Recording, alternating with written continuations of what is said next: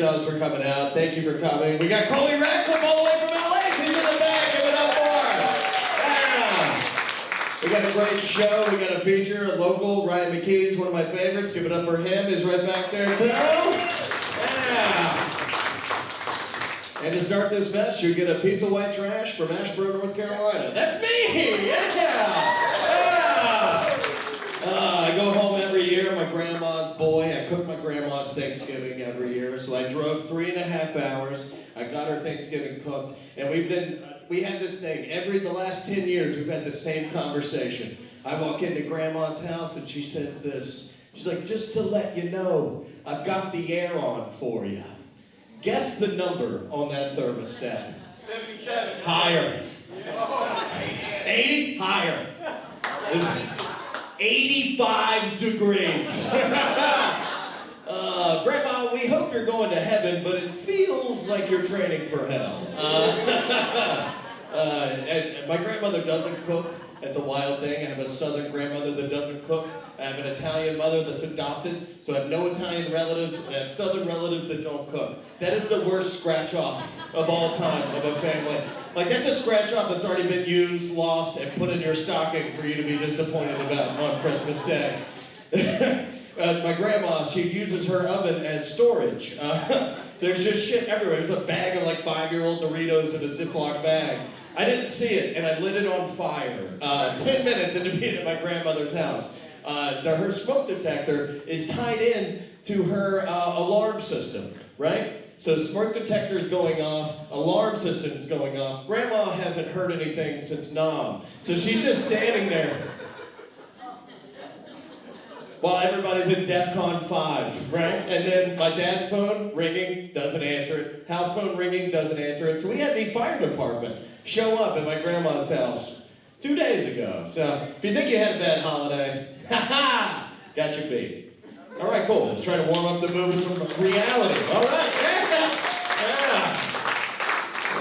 Man. I'm Brad, I'm in my 40s, and I do construction, which means I am a felon.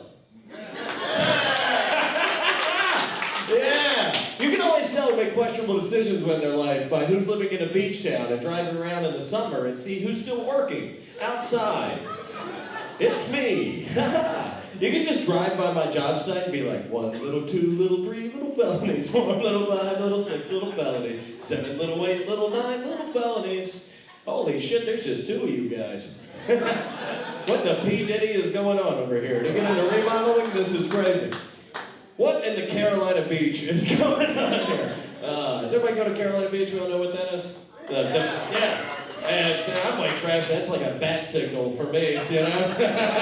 Every time I'm driving over that bridge and I see that carnival ride, definitely built by somebody on methamphetamine, I know I'm gonna have probably a fucking pretty good time, you know? Maybe drink some Rumplemans, maybe hear some Creed too, you know?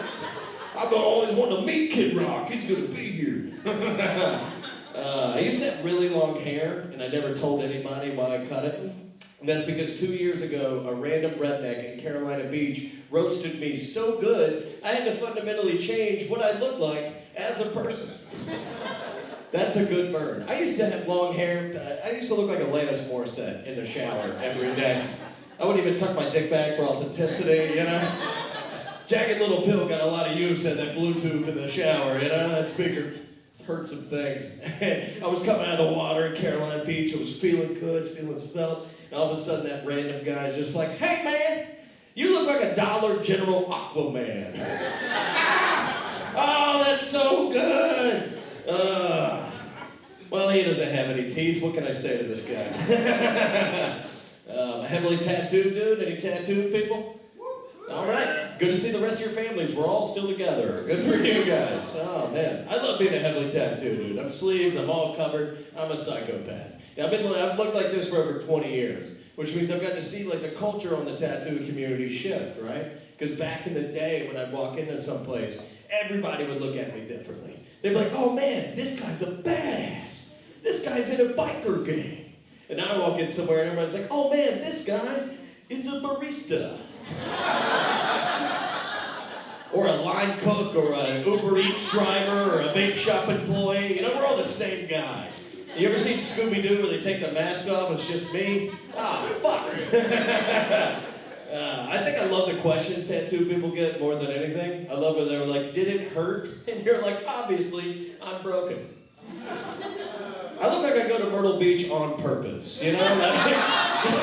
Like me and people from Ohio were like, that's a fucking beach right there. Oh, yeah.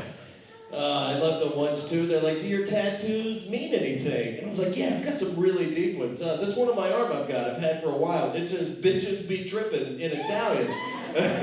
I got that tattoo when I was 19 years old. I Google translated bitches be trippin' in Italian, and then I tattooed that on my arm for the rest of my life. I miss that guy. He had balls. You know, I don't do shit like that. I had to Google something that had nutmeg in it in case I'm allergic the other day. Things have changed, man. You know what's also changed? Google, because that is not the correct translation that I have tattooed on my body from 21 years ago. I recently re-looked it up. Nope. You know what it says now? It says, bitch be fallen. I don't know if you've turned 40, but gravity is your mortal enemy in life. I have hit the ground a lot in the last couple of years. I fell on this stage at a sold-out show like 2 months ago, busted my ass in front of 160 people, and was like, man, I'm really glad I kept that tattoo. That's a good one. That's a good one. But I did find the answer to one of those questions that I wasn't ready for. They were like, do you regret any of the tattoos that you have on your body? And I have a giant pink cupcake tattooed on my ass, and underneath it says the word sweet cheeks. I'm a fun guy, okay? That's a good tattoo. Had that one for a long time. And then I went to jail. Oh, I'm a body wash guy, sir. We didn't have to worry about that. But I will say that I was popular.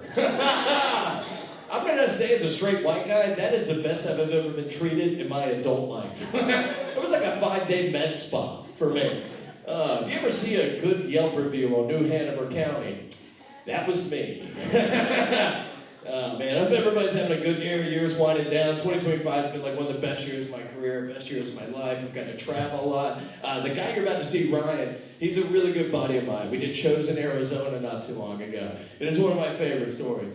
Ryan and me, we were like, oh, you know, we're comics, we're on the road. So it's like, oh, my buddy's got an Airbnb he's not renting out. We could just stay there. And we show up and it's just a couch in a garage. And I was like, well, I've seen porn. I know where this goes. Well, Ryan, I hope that couch pulls out, because I'm not going to. Yeah, also, does your buddy know what Airbnb even fucking means? Usually I gotta pay to do chores, not to have sex with a guy.